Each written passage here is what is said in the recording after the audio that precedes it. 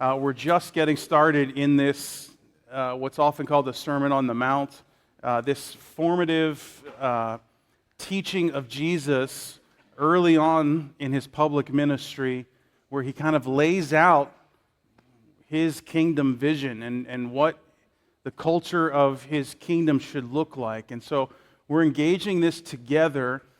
We started by looking at the very end of the sermon and seeing Jesus call that this whole sermon is moving towards a choice. You either build your house on the rock, that is Jesus, or you build your house, on the sand, which is anything that's not Jesus. And ultimately, what you build your life on is going to be supported by your choice of foundation. And so Jesus says, the wise man builds on the rock, the foolish man builds on the sand.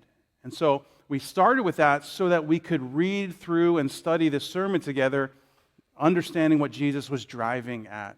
This ultimate choice of foundation. What will be your foundation? What will be your core set of beliefs? What will be your worldview? What is your gospel? What do you believe is true about God? Who is your Savior, your security? These kinds of questions. And then we got started in the sermon last week at the very beginning where Jesus gives an identity statement for his people. We are salt and we are light. He doesn't say, I hope you will be, or you should consider being. He says, we are. You are.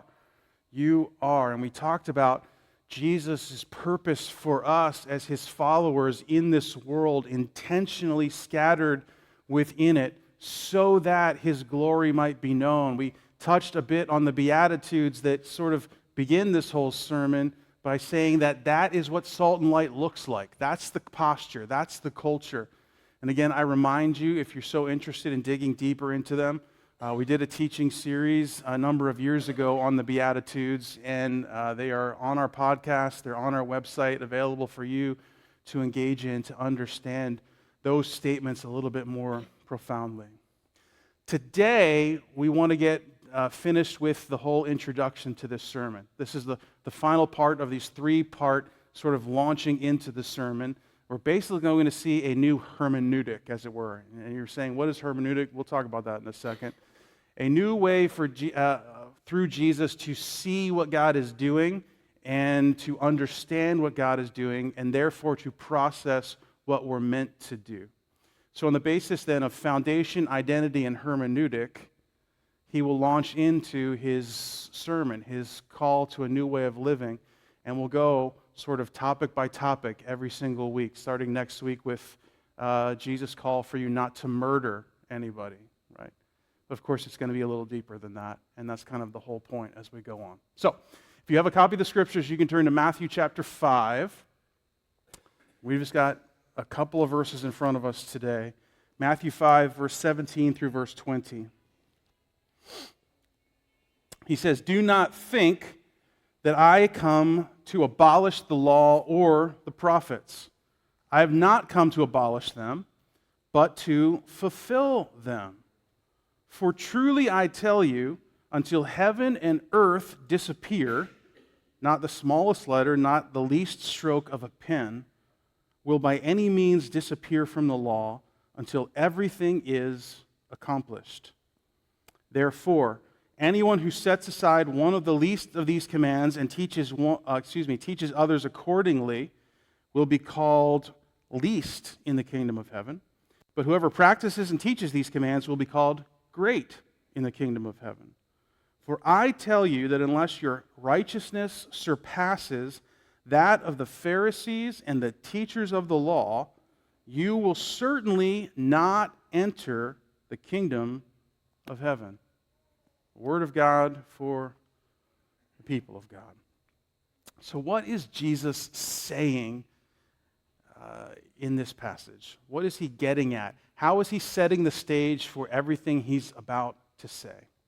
Well, we're just going to take it sort of verse by verse to get after this. And the most profound thing, perhaps, that he says, actually, he says a couple of really stunning things in this passage, but the very first stunning thing that he says is, I have not come to abolish the law and the prophets, I've come to fulfill them. So we have to pause and ask ourselves, what on earth is he talking about? Well, when the Jewish people would talk about the law and the prophets together in a clump like that, they were talking about the collective Old Testament, right? So the law being the books of the Torah, what we would call Genesis, Exodus, Leviticus, Numbers, Deuteronomy, and then even some of the history books. But the prophets really would be all of the rest of it. They saw as prophetic literature. Even many of the historical books they would call the former prophets or the historical prophets. And so Jesus, when he says this, is pointing to the entire narrative of the people of God from the beginning of creation until that point. That's what he's saying. He's saying, listen, I didn't come to erase any of this. I've actually come to fulfill it. That is that Jesus is saying that everything that has happened before him has been pointing to him. Does it make sense? That is that he is the apex, or some people would say the telos, right? Telos is just a Greek word for the end. Everything has been coming to this, and in Jesus it finds its final full meaning and understanding. Now listen, a couple of important things we need to take from this, and some of it's slightly tangential to our main points, but it's really important, especially for our faith and some things that are happening in the church in our day. The first is that we are not people who believe you can simply take the Old Testament and kick it to the curb, right? Jesus is saying that very, very much here. He's saying, I didn't come here to say, hey, Old Testament, that was then. This is New Testament now. He very clearly says that's not the case. Now listen, famous and in some ways good preachers have said things like, hey, we should just unhitch ourselves from the Old Testament. I'm here to tell you that is the exact opposite of what Jesus has said. In fact, going further, what he's saying basically implies that if you want to truly understand who Jesus is, what he intended to do or has done, now looking back on it, you need the Old Testament in order to understand it. Likewise, you need Jesus to understand the Old Testament. They go together, right? And they need to be read together prominently. Again, this matters then for us tangentially to what I'm going to talk about, but as we're reading our Bible, Jesus is giving us a hermeneutic when he says this. That is that you have permission, in fact, you ought to, because I'm telling you should, see me from the beginning all the way into the present. This is all moving towards me. It's not that was then, this is now. It's this has all been moving to this moment. And Jesus is saying to a bunch of Jewish people, you've got to rethink who you are. You've got to rethink how you've understood this narrative to this point and understand that everything has been coming to this moment. Super important. But of course, the thing that is most germane to Jesus' whole sermon here is that he has not come to abolish the law, but to fulfill the law. He adds the whole prophets thing before he starts because he's saying, listen, the law is just a minor part of this. I'm talking about the whole thing. I'm here to fulfill the whole thing. But specifically, listen, friends, he says here, now this is going to challenge some of our faith, maybe not in our minds, but in our praxis. He says, I have not come to abolish the law, but I've come to fulfill it. Now we have to wrestle with, what does he mean by this, and how do we make full sense of this in order to empower us in the now to live as faithful people? First things first, Jesus, once again, as he's saying with the whole Old Testament, is also saying, hey, I didn't come here to say the law was for then, it's not for now. You've got all kinds of questions already. I'm asking you to stick with me because it is muddier than I'm suggesting it is in this moment. But Jesus is not saying, first of all, that, hey, there used to be law and now there's grace. One of the unfortunate realities that has come out of the Protestant Reformation, of which I am a great champion, right? Not only are we a Protestant church, but I named my first son after Martin Luther. Like, I'm all in, friends, okay? But one of the unnecessary and unfortunate realities that have come out of the Protestant Reformation is this sort of us against them reality in terms of the Old Testament and the New Testament, in terms of seeing Jesus as saying, that was law. Law is bad. But now you have grace. And you say, well, isn't this just semantics? It's actually not semantics because it changes how you perceive the fact that Jesus is actually calling you to live a certain way. He's not just freeing you from sin, he's calling you into a whole new way of living. Here's what we need to know, and I'm going to ask you to trust me on it a little bit, and if you don't want to trust me, I'm going to ask you to email me or for us to grab coffee or whatever, and we can talk about it, because I just don't have time and space to talk about it now. Here's what I believe. The law in the Old Testament was grace. Jesus is greater than the law in the Old Testament. Therefore, it is abundant grace. Think about it with me for just a second. What did the law in the Old Testament do? We think about it, right? Well, it was a bunch of rules they had to follow. First of all, let's think about the rules for just a second. Most of us would want to live in a society with these kinds of rules, where you're not allowed to murder people, right? And where you actually honor your elders and your fathers and your mothers and all of these things. So let's lose the whole rules are bad kind of reality. But let's also think about what the law actually at its core does. Certainly it calls people a certain way, but it provides a means of dealing with human brokenness. That's grace. God was giving people from the beginning of time a way to deal with their human brokenness and ineptness. That's grace, friends. That is not in opposition to who Jesus is. Jesus just blows it out of the water, right? Jesus is greater than what the law could ever be. God gave the Israelites the law because he wanted to live with them as perfect and holy. And the only way he could is to provide a means by which their sins could be cleansed, even if only temporarily. When Jesus comes, the whole purpose is so that God can dwell again with his people, but not just temporarily, eternally. Jesus is a fulfillment of the law.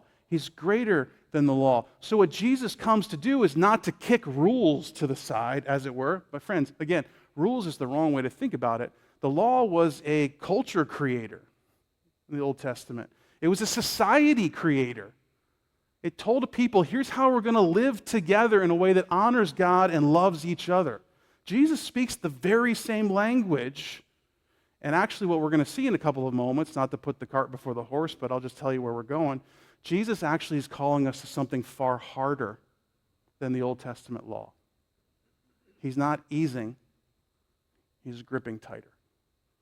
And that should at first concern you, but at another level say, oh, wait a minute, but this is all grace. So this has to end in the right way.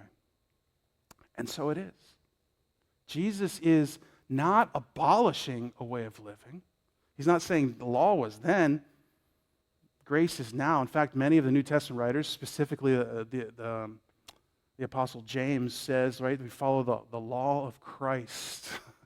It's a new way of understanding this thing.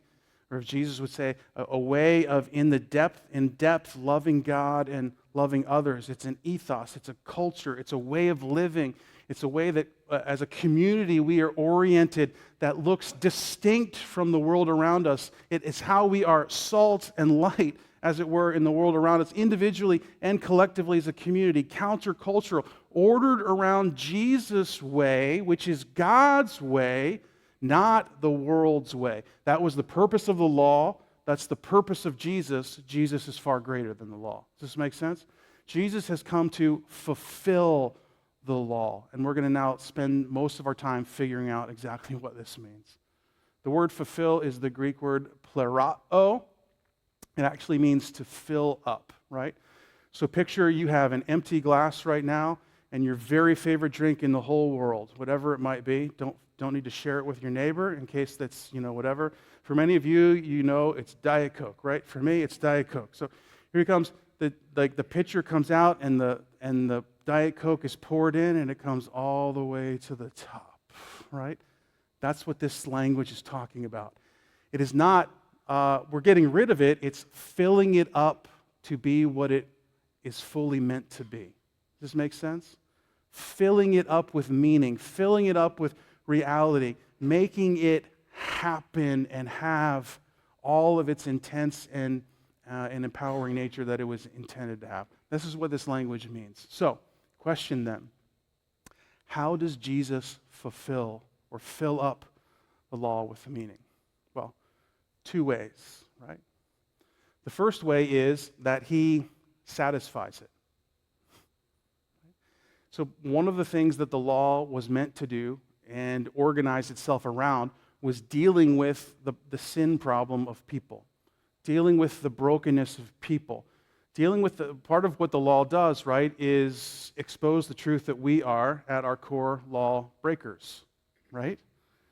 And so what do we do with that? Well, in the Old Testament law, there was sacrifice for that. And again, we don't have time to process all of that, and we understand that in our modern day, the sensibilities of animal sacrifice and whatever are different. Let's remember that it happened in a culture and a place, and that matters. But Jesus, when he comes to once and for all satisfy that element of the law that covers the sinfulness of people. It's why, as Christians, we do not practice sacrifices or anything like that. Because we believe that Jesus has once and for all satisfied the need for sacrifice in atonement for our sin. This is what he's done on the cross, right? And so, of course, the people listening to this sermon in Matthew chapter 5 who haven't made it to Matthew chapter 25, 26, 27 yet aren't going to be able to fully process this until they get there. Jesus is setting the stage for it. We have the blessing of looking after the fact in hindsight back on it. But this is what's happening, friends. Jesus is saying, part of the way that I am fulfilling this law, filling it up with meaning, is it has always been showing us that we are dependent upon something outside of us to deal with or contain our sin problem. And oh, by the way, I'm the thing you need to deal with it once and for all. And this is what Jesus has done on the cross for us. So that the New Testament writers can rightly say, if you confess your sins, very much something the law always told us to do in the Old Testament, right? Except the law said, and bring your sacrifice. But the New Testament writers say, and believe on Jesus, who is your sacrifice. You will be forgiven your sins and cleansed of all unrighteousness. Jesus has fulfilled that reality of the law, has filled it up to the final part. In essence, as we'll keep seeing as we go on here this morning, has done the things that the law was constantly demonstrated would need to be done. He's finally come and fully done. But listen, Jesus has not just satisfied the law, he has come to help us understand the depth of the call of the law on our lives. This is Jesus, in filling up this law with meaning, is helping us understand what the law was driving at all along. And we're going to see this throughout the rest of this Sermon on the Mount. That is, that Jesus is going to help us understand in his classic formation, if you're familiar with it in the Sermon on the Mount, you have heard it said, but I say to you. He's redefining. He's going deeper, right? You heard it said, that is, the Old Testament law said this. So we'll talk about what we're going to say next week. You've heard it said, you shall not murder anyone. But I say to you, if you're angry with anyone in your heart, you've already murdered your brother. See what Jesus is doing? He's driving us to the depth of the law to show us that the problem is not external, it's internal. And it is not just the external act that happens, it's the internal problem that drives it. The law was always pointing to this, but we have not always had eyes to see it. And Jesus is coming to show it. Why?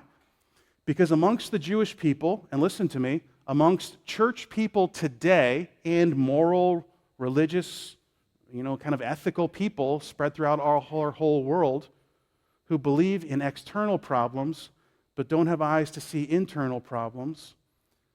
People believe they've got the bases covered, right?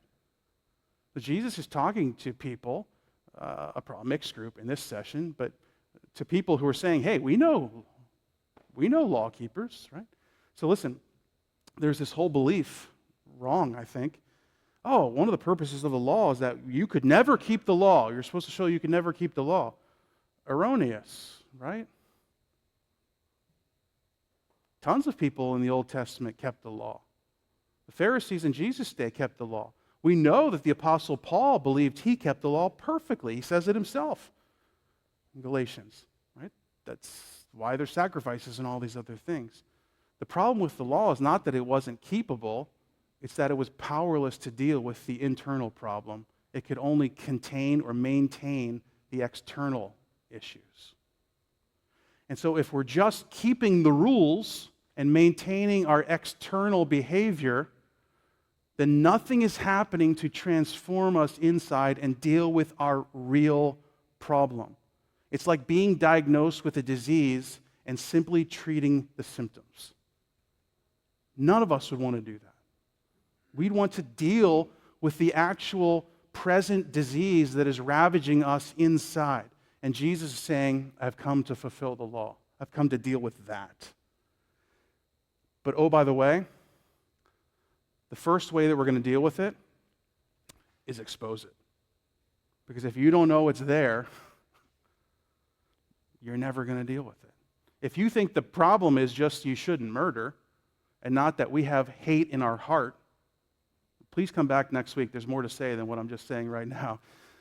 Then we've got a problem, right? You don't understand the depths of the problem and that really all of us have it in us in the right season, circumstance, pressures to do unthinkable things because of the depravity of our heart. Now, the Old Testament prophets said this all the time, but the law itself couldn't deal with that. It could just show people they were broken. Jesus is saying, I'm coming to expose this and to deal with it intentionally. He's giving us a whole new hermeneutic for dealing with sin, right? In many ways, the old hermeneutic was, you're sinful, contain it. Jesus is saying, you're sinful, kill it. Right? Deal with it, eradicate it, be transformed. How do we know this is what Jesus is driving at? Because he gives us the second profound statement here then, doesn't he? He says, listen, keeping the law still matters. How do we know? He says, listen, you've got to have more righteousness than the Pharisees and the teachers of the law if you want to be in my kingdom. Now, that should alarm you now, but I'm going to tell you, it would have alarmed people in Jesus' audience far more than it alarms anyone now. Because as Jesus is teaching this thing, naturally their mind is going to the Pharisees. Oh, we've got to be more like them. That's what he's telling us to do. They are passionate about keeping this law. They're passionate. The Pharisees in Jesus' day were religious leaders, right, if you're not familiar with them. They were so passionate about keeping the Old Testament law that they created a secondary law around it just to make sure they didn't come close to breaking it, right? It'd be like your parents saying to you, you can play in the front yard, but don't go out on the street. And then you, being a very conscientious 5-year-old, built a fence halfway in your front yard so you never got close to the street. That's what the Pharisees were doing, right? They're saying, this is how we're going to be pure, by doing this. But the Pharisees not only believed that, they believed that the only way God would come back and dwell amongst them as a people again is if everyone lived like them. And so they were forcing this on everyone, and Jesus is actually coming to expose the error of that too. He says here, listen, actually, they're not in. Can you imagine hearing that?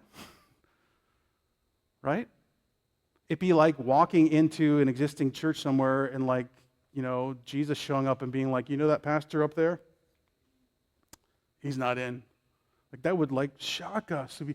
And this is what the people are processing as he's going after. And so we naturally have to ask the question that they inherently were asking in this moment. That is, okay, what then is a righteousness greater than the Pharisees and the teachers of the law? Right? What will be a righteousness greater? Now, righteousness is a Bible word that is hard for us in our day to really translate well and really make sense of. So in church, we just throw around the word righteousness and hope everyone makes sense of it, right? So at its core, diakasune is the word in the New Testament, and we translate it righteousness, and that's fine. So you think about our English morphology and language. The OUS ending on a word means like full of, so full of right. But at its core, really, righteousness was a standing. Like, did you have perfect standing with someone? That means that you were righteous to them. So Jesus is saying to have standing with me, to have standing with God specifically, is to be righteous. Now we know to have standing with God from the Old Testament and the New Testament means to be holy, right? To be without impurity, to be without brokenness, to be without sin. So that's all loaded into this word here. So do you have that kind of holiness and purity to stand before God? The Pharisees in their day would have said, absolutely. And Jesus is saying, And that's why they're going to battle his whole ministry, because they don't see this eye to eye. Jesus is not condemning their beliefs, as it were. He's condemning their practice, their morality, their effort. That is, the Pharisees are trying to build a resume built on their effort in order to gain a standing before God. And Jesus is saying, actually, you're not even going to be put on the waiting list. It's not good enough. And this should alarm all of us. Because to our core, no matter what we believe, somehow inherently as humans, we believe we've got to build a resume. That it is dependent at some level on our resume, our spiritual resume, our holiness, our morality, our performance, that gives us access to God. And Jesus is saying, until you eradicate that thought, you're never going to understand, you're never going to embrace any of this. So what then is a righteousness greater than the Pharisees or the teachers of the law? Two things, right? And this first word, two I's. So again, A+ for my homiletics score today. But the first word is a theological word. We'll explain it, but just stick with me. A righteousness greater than the Pharisees or the teachers of the law. The first is it's an imputed righteousness. Okay. The second is it's an internal righteousness. What do I mean by these things? The word imputed is a theological word. Theologians have used it in an attempt to understand how we gain a standing before God on the basis of the teaching of the New Testament. And particularly, they go to the Apostle Paul to gain this. And I think a big part, Paul writes this huge letter to the church at Rome expressing the fullness of the gospel. I think a huge part of what Paul is doing in Romans is exegeting and interpreting Jesus' statements in Matthew 5:17-20. He's fleshing it all out as a former Pharisee, right?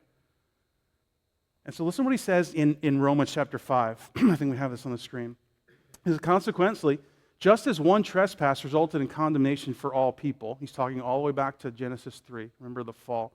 So one trespass comes in, condemnation for all people. So also one righteous act resulted in justification and life for all people. He's talking about Jesus and his perfect life. He goes on, just as through the disobedience of the one man, that is Adam, Adam in the Bible, not me, thank you very much. Disobedience of the one man, the many were made sinners. So also through the obedience of the one man, the many will be made righteous. See what Paul's doing? He's contrasting Adam and Jesus. And what he's saying is what Adam was meant to be, Jesus finally is. Adam was meant to be the father, the procreator of humanity that can live in perfect union with God, except Adam got it wrong. And Jesus gets it right where Adam got it wrong. For just as through the disobedience of the one man, the many were made sinners, so also through the obedience of the one man, the many will be made righteous. The law was brought in so that the trespass might increase. What's he mean by that? He's saying that part of what the law accomplishes is to show humanity just how bad the problem has gotten. It's not just, oh, we had this one thing happen back in Genesis 3. No. Look at you versus God's standard. But where sin increased, Paul says, grace increased all the more. Now again, we have to understand this. Grace was increasing all the more from the increase of sin to begin with, because God was dealing with it from the beginning, but it was ultimately building towards the telos, which is Jesus, where grace triumphs over sin. The law was brought in so the trespass might increase, but where sin increased, grace increased all the more. This ultimately happens with Jesus, so that just as sin reigned in death, so also grace might reign through righteousness to bring eternal life through Jesus Christ our Lord. What is Paul proposing to us? Is that you can be human in the Adam way, or you can be human in the Jesus way. Your connection to one or the other is your connection to sin and brokenness or righteousness. That is, Jesus is offering to you his perfect righteousness. That is, do you have to present a resume to God in order to be included? Unfortunately, you do. But Jesus says, use mine. Stop building your own. That's imputed righteousness. Jesus gives it to you. You don't build it on your own. Jesus is about to demonstrate in every single point that you think you can keep this law, but you actually can't. Yeah, I'm not going to murder anyone. Oh, but do you ever call someone a fool? Uh-oh. Well, I'm never going to commit adultery. Oh, but did you ever look on someone in a certain way? Right? Oh, I'm never going to do that. Well, Jesus is showing us that in the core we are desperate, that sin has increased, and therefore we're going to need something to overcome it. And Jesus himself offers it to us, imputed righteousness. But it's not just that. It's also internal righteousness.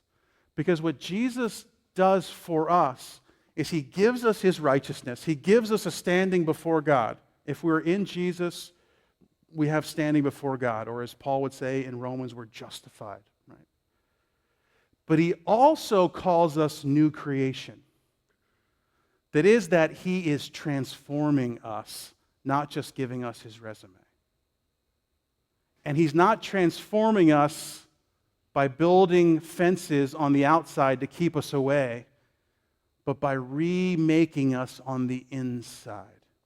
Remember when we said Jesus is the fulfillment of the law and the prophets?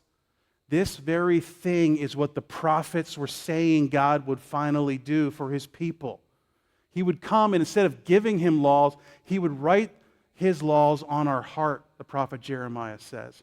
Or more beautifully, maybe even, the prophet Ezekiel says this in Ezekiel 36. I will give you a new heart and put a new spirit in you. And I will remove from you your heart of stone and give you a heart of flesh. And I'll put my spirit in you and move you to follow my decrees and be careful to keep my laws. Then you will live in the land I gave your ancestors. You will be my people, and I will be your God. How are we going to keep the law? Because God gives us his spirit and is transforming our heart from a heart of stone to a living, new creation heart. The very prayer that David prayed for in Psalm 51 that is bent towards God and follows God's ways. Incredible, isn't it? Listen to what the Apostle Paul writes then in Romans chapter 8. He says, "But if Christ is in you, then even though your body is subject to death because of sin, the Spirit gives life because of righteousness." What is Paul doing here? He's rereading Ezekiel 36 in light of Matthew 5:17 through 20, in light of who Jesus is.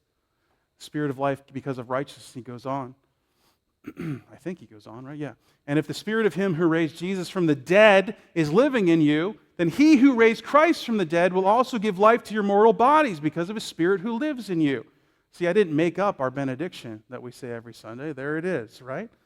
It is that the resurrection power of Jesus is alive and well and transforming us because of the Spirit that he gives to us. How can you possibly follow a deeper expression of the law? One, you can't. You need the imputed righteousness of Jesus. Start there, always. But two, you can, already but not yet, imperfectly, but more and more. Why? Because Jesus is turning your heart of stone into a new creation, living heart that loves God by the power of his Spirit who raised him from the dead. This is who you are. You are not a rule follower. You are a new creation. You're not some religious bean counter. That resume is not going to get you anywhere. You are in Jesus, and that changes everything. Friends, as we embark on the rest of this journey, and quite frankly, as you embark on the rest of your life, is this true of you? Is this who you are? I mean, an honest assessment of yourself. How are you trying to gain a standing before God? Resume of yours or resume of Jesus? It is not about church attendance. It is not about Bible reading plans. It is not about morality that is greater than anyone around you. Our hearts are so irrecoverably broken that your resume is not good enough. Have you come to realize that? Not in a morbidly introspective way that leads you into some great depression, but in a liberating way that says, Jesus, grace has overcome the depths of my brokenness in a profound way that sets you free to live a whole new way. That's what Jesus is calling you to. He's not saying, hey, I'm here to show you, you thought you were good, but you aren't. I mean, I am coming to show you that. What I'm coming to say is, but I've taken care of all of it. And if you would just come be with me and be joined to me and be transformed by me, these are the kind of people I'm going to transform you into. But if you are building your house on a foundation of moralism or religion or self-effort or trying to be good enough, that is a foundation that when the storms of life come will shatter your life. It has for many. But if you're building your life on this foundation, even when the storms of life come, even when they are your storm, right? Your massive failure, your stupid moment, whatever. There's some rebuilding that needs to be done, but you look and you say, wait a minute, foundation is not cracked. Why? Because it's Christ's resume, not mine. It's like Martin Luther, right? Martin Luther would record these times where he would come under deep conviction from Satan, accusing him, pointing out his sin all of the time. And Martin Luther came to confront Satan left and right? I don't understand the boldness of this, and he would say, listen, you're right. That's who I am. That's what I did. But what of it? For I know the one who has perfect righteousness and has given it to me. That's the gospel.